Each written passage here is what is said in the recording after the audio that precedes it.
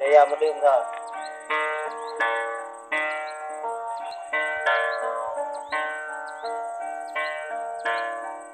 Ano ba yun?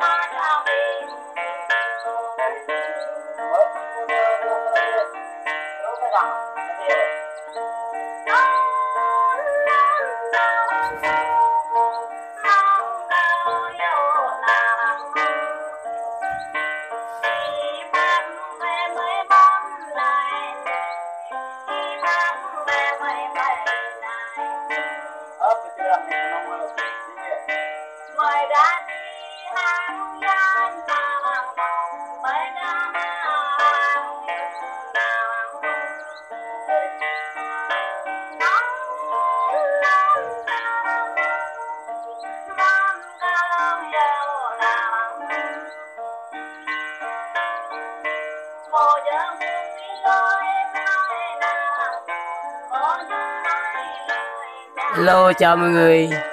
Hiện Duyên đang đi rừng làm cỏ rừng núi các bạn. Bạn theo dõi mình quay video các bạn nhé.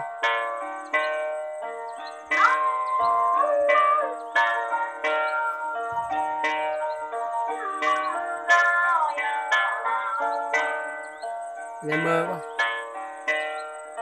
Sao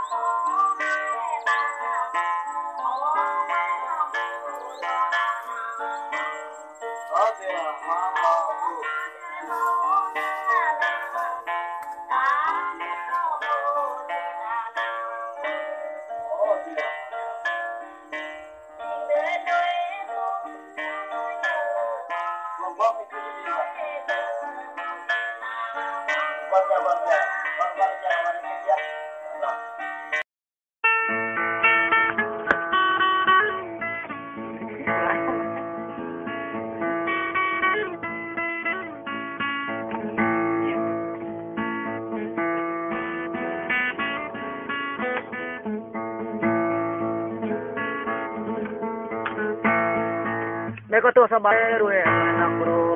babnya ha. Nay to na ergo sai dre apa chini da sai ko siam nyam ti ko la kana kale. La kong ha ni apa ya rupe.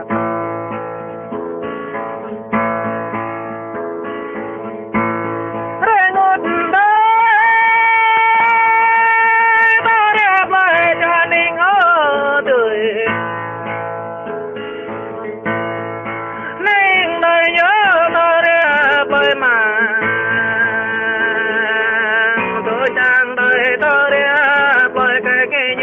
ni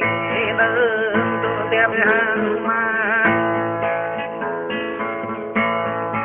họ đơm mây tu triang mây yêu tươi họ đơm tơ chim bay có hàng bề buồn họ đời giang cô re mẹ cho nát vô đời họ đời giang thật mẹ tê đời họ ye mong teo trong đi re chén vô đời họ ye mong có lan trong đi re họ ye mong teo quay trong đi re nhú vô đời họ này giang mong có lan này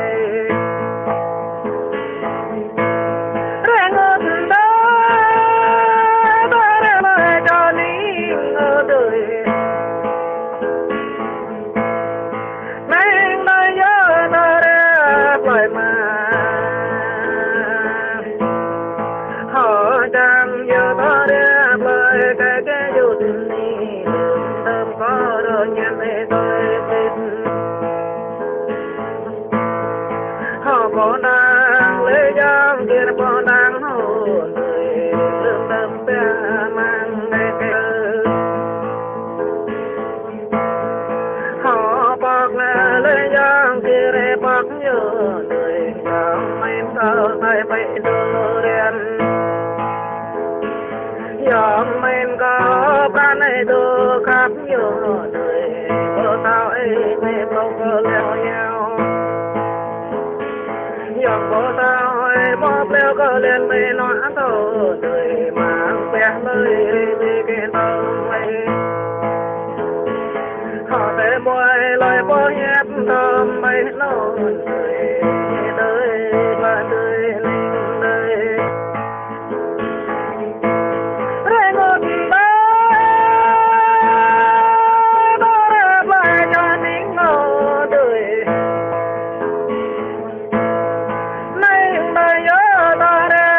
bởi mà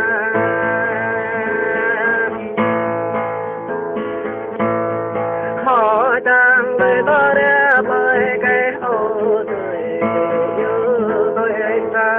đi dòng của tao sẽ rằng chiếu lá đời dòng của tao không yêu rằng đi dòng của tao có chỉ ta để rằng về có là đời dòng của tao không có rằng na về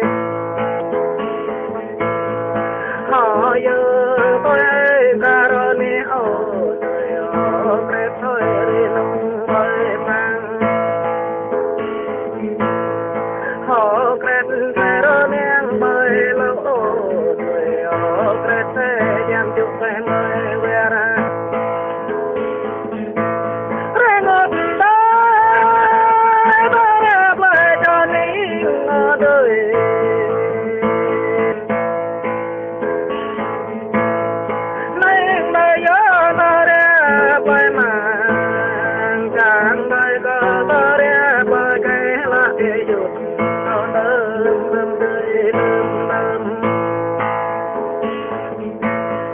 hồng giang ấy bố